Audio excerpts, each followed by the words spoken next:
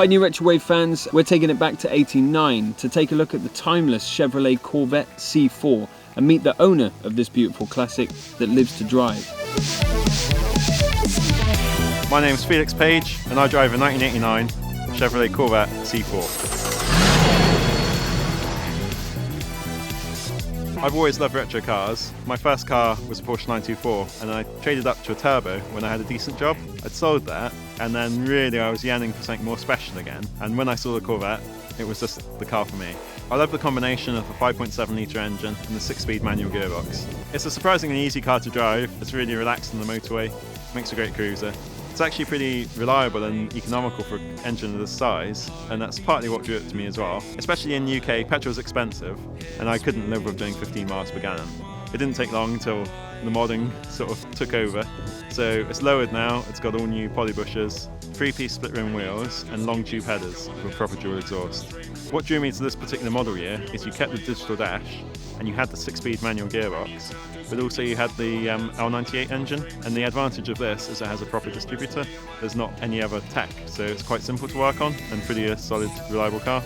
I've learnt a huge amount going on forums, reading all about the small block Chevy, which isn't that common here, so I'd love to build up an engine one day, so I'm saving up at the moment. This year so far I've managed to take it drifting at Alton Park. I did a road trip to Spa and drove on the F1 circuit, and then last week I took it on the quarter mile. I was interested to see how it would do, but I managed to get into 13 seconds, and I pulled 0 to 60 in 5.2 seconds. So Felix, we got to talk about this dash. So for any viewers who haven't been inside one of these before, or they didn't watch enough of the 18, this is a full LCD digital display with all your bells and whistles on there. Well, you've got 2 clear readouts, you've got your speedo and you've got your rev counter, but then in the centre you have all your other instrument readings, and you can flick between these on the dash here with these buttons. Cool, yeah, so I noticed like English and metric, which is a little confusing, but it's obviously like, you know, the imperial metric split. I've taken the car on European road trips several times. It's great, then you get off the ferry or the Channel Tunnel and you can flip it over. You just flick it, yeah. Your steering wheel's on the proper side for a change, and you've got kilometres now on your dash. That's awesome. And you've got your resets, oil pressure, oil temperature, a flick of a button, which is pretty cool. And this is one of the most retro interiors I've ever seen. I mean, there's more straight lines here you know, that I've seen in any car of the 80s. This is it's pretty cool. So talk me through these controls down here. I know we've got like some stalks and joystick for different things. I'm assuming these are the seats. Yeah, that's right. So this car's got the sports seats, so they've got electric adjustments for everything. You can even adjust the bolsters to make them either thin or narrow or wider, okay, depending on the build of someone. There's these like almost like aviation style pull handles, almost like ejector seat style, which are pretty cool. I think you mentioned like Top Gun earlier. It just kind of makes you feel like you're getting out of a real cockpit there. Definitely. It's and cool. I think you really feel like you're in the cockpit in this car. So I'm looking down here with all of these, this so reminds me of Kit from Knife Rider. We've got the, what is this, controls for the AC? Yeah, we got all the AC controls, and it did have a Bose stereo system. I've replaced all of that, and I've now got an Android setup.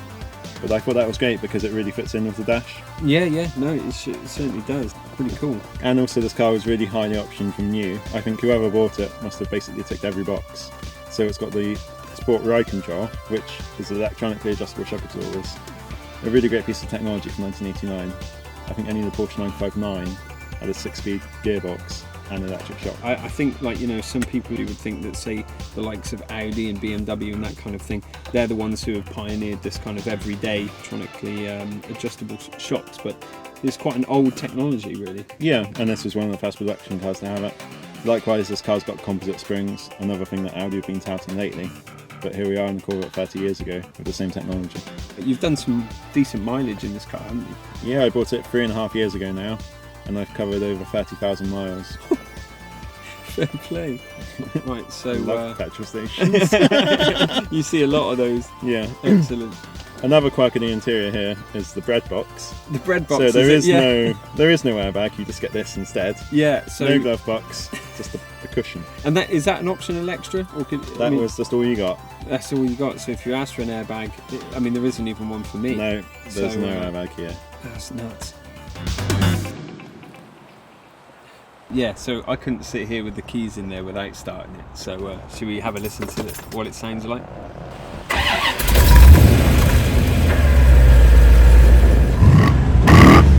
Got quite a nice rock on the car there. Yeah, you feel the torque of the engine already. Nice.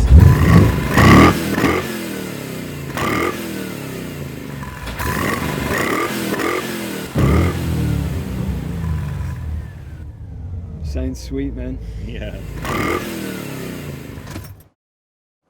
So you ready? Let's drive.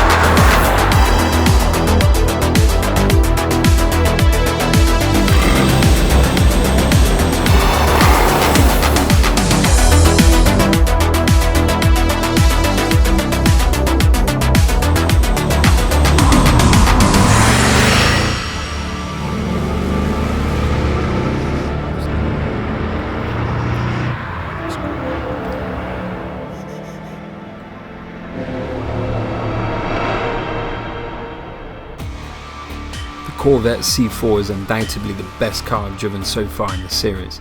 Such an attractive shape over brutish technology, a sports car with muscle car attitude.